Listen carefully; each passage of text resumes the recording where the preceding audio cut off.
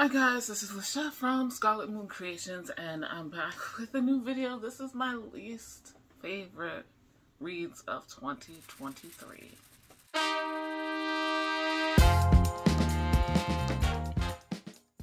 So we are getting started with my end of the year wrap up bookish content videos, and unfortunately we start out low, but it can only get better from here.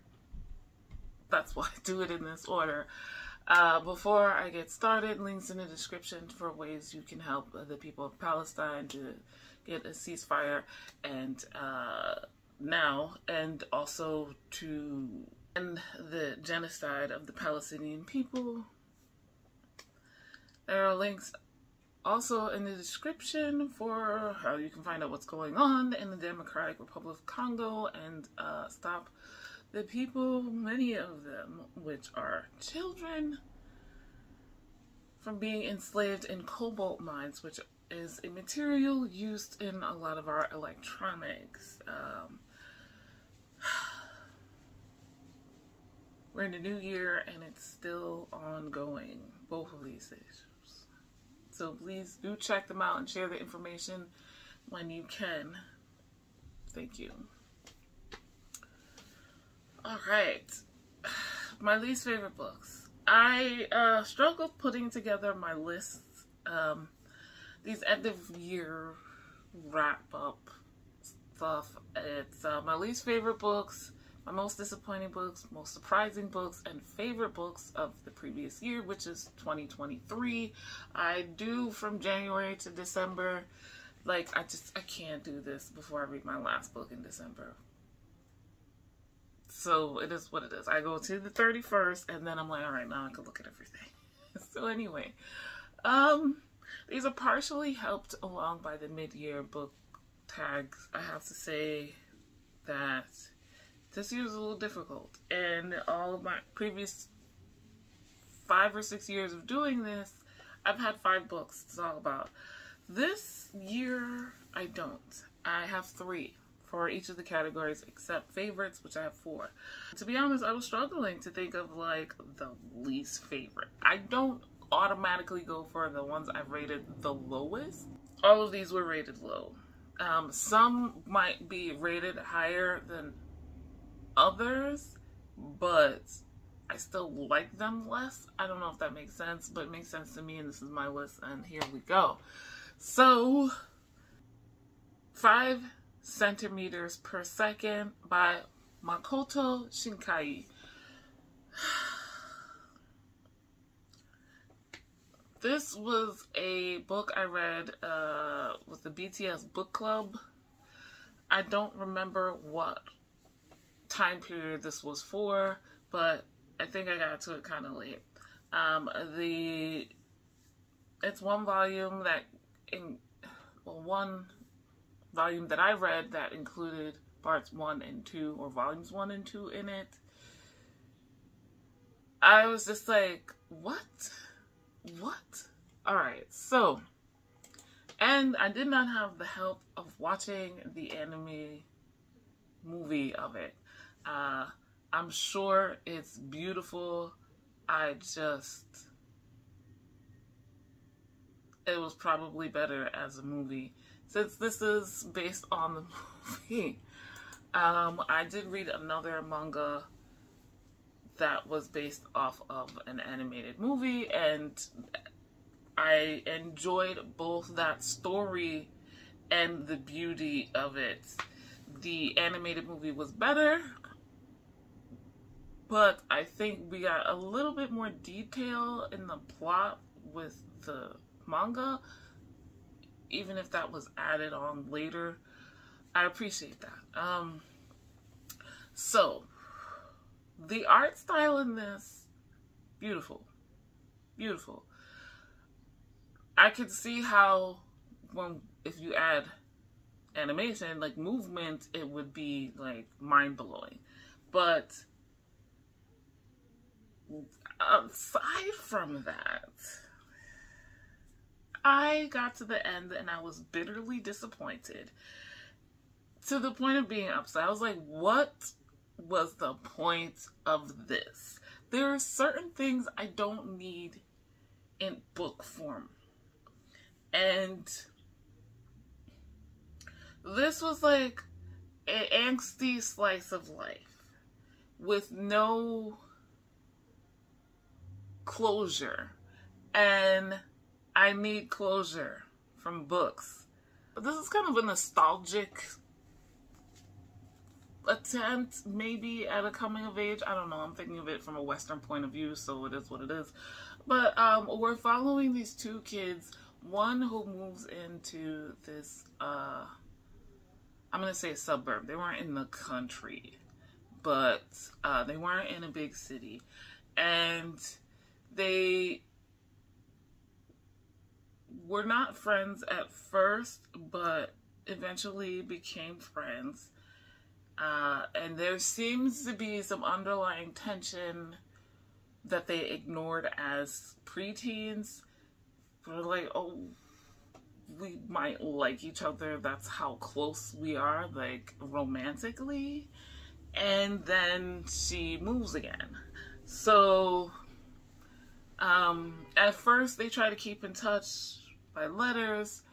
And, you know, they're also both kind of in denial about the feelings for each other, but like she moves so far away, it's difficult to visit, and so they try to keep in touch via letters, and then those peter off after a while. And you know, high school life basically is almost to an end. He's like, I wanna see you. I'm gonna come see you because she's gonna be moving even further away onto an island, which is really hard to get to. So he goes through all this work to try to meet up with her, and there's a snowstorm and all of that stuff. They do get to meet, but it's very briefly overnight because of all the delays, and then he goes back home. I'm spoiling, by the way. Then a lot of time passes. They're adults now, but we're only following him. He's like not really into his job, but also very good at it. Y'all know how it is. People who just are talented at doing the task but don't actually care. Been there. He's in a relationship that he's been in for a long time, and it kind of goes kaput. We've watched it crumble because he's a good-looking guy. He's got a good job, and he's a nice man. And he does like this woman, but he has no feeling. He's not a sociopath, though. And then we wind up following a third character who grew up with both of them that seems to have liked him. She had a crush, but she was too timid to say anything. Like, and I'm telling this in the order that it comes up in the book. So we didn't know that, and it was just jarring to now be in her point of view. She's like, I'm gonna go to Tokyo to be with him, and then the book ends. I'm not joking about how this goes. Like, there's more detail, but that's how it is. That was frustrating as hell. I was like, what? Nothing? With no one? Not any of the three of them do we get any kind of closure. Nothing. So this is the synopsis of that's put on the back. It's like, remember a time before cell phones and before we could access the internet from anywhere, or it was only available at the library, and letters were still, you know, the main way people would communicate long distance, and everything seems to move at the speed of light now, and yeah, it's a modern classic. Adds a new level of emotion and intimacy that is unique to its source material. This was all about emotions unsaid. And that was frustrating and quite boring, to be perfectly honest. So I gave it 1.5 stars. I don't know the last time I rated anything below a 2. Okay, the next book is Gunner by Sedona Venez, Wolf Elite series book number 1. I think I got this via Book Riot. It was one of those days, and I was like, I get the emails all the time, like, these books are free, and these books are a lower price. I read the digital version, and I was looking for a romance that was short and sweet, and I got it. This one, this could be my most disappointing. I was just like, I don't love short romances though. It's a paranormal romance. So basically what happens is Gunnar is returning from war. He was in the military, part of a crew in some South America somewhere, and they got attacked and became werewolves. Those who lived anyway. Those who were able to come back to the United States, try to get back on with their lives, but it doesn't go as planned. Gunnar had a fiance, he came back, and then he doesn't have a fiance anymore. This is really short, so I'm trying not to give spoilers. Anyway, so his whole life has changed, so he goes to New York to another military buddy who was not on his team. While he's there and out clubbing one night, he finds some other werewolves. These are born wolves, and he's immediately attracted to this one woman, and they wind up eventually having a one-night stand. She's like I like you, but I am with someone, even though she doesn't want to be with someone. There are hints that this is an abusive relationship, FYI, so trigger warnings for that. But things don't go as planned. It all happens very quickly, and I'm just like, I think I need a little bit more. Right? Like, I would like some more. I don't know if the other books in this series are longer, but this, I needed some padding here with what was going on. Because, like, yeah. I don't always need a slow burn, but I want the rest of, there was plot in this, right? I would like that part to be more fleshed out about what's going on, especially with such, you know, her relationship and all of that going on. And then, like, the difference between someone who's bitten and someone who's born as a werewolf. Can we explore those societies a little bit? I love paranormal romance and urban fantasy for those reasons. It's not just, alpha male type thing. I like it. I don't need it all the time, though.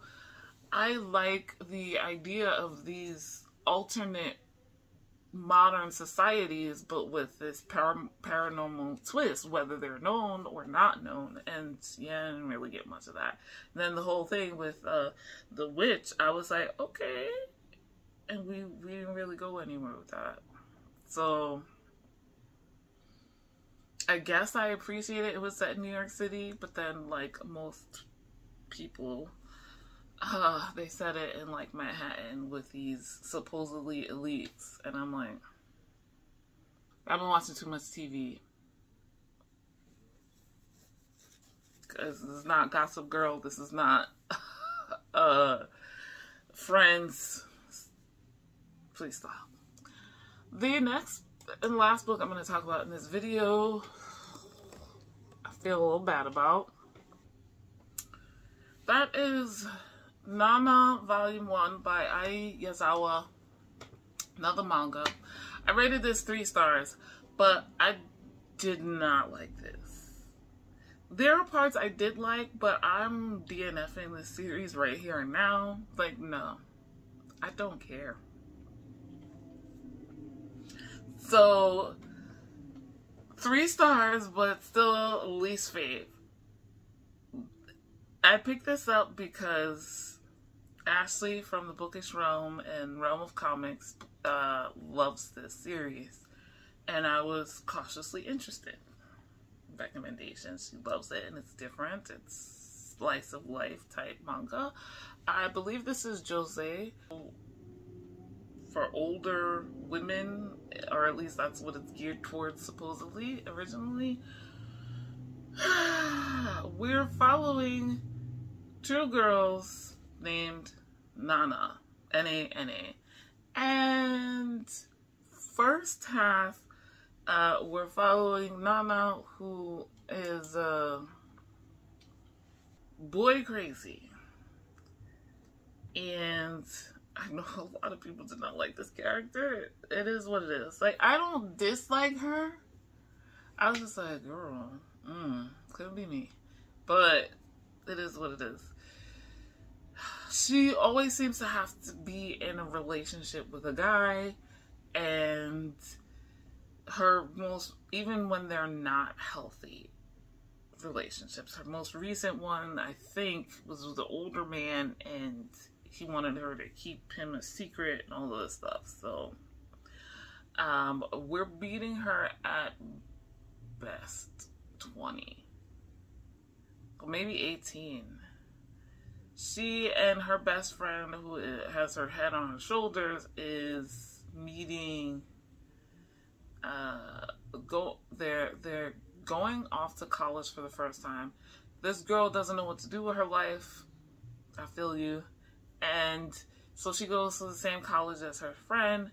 On the first day, in the first class, she meets these two male friends of her female friend from outside of school. That's how she knew them. And she's like, you know, I'm not going to fall in love. I'm not going to be in a relationship. But is really awkward about it because she doesn't know how not to be in a relationship. So that was interesting. And I appreciated, like, seeing that and, like, all of their reactions to it.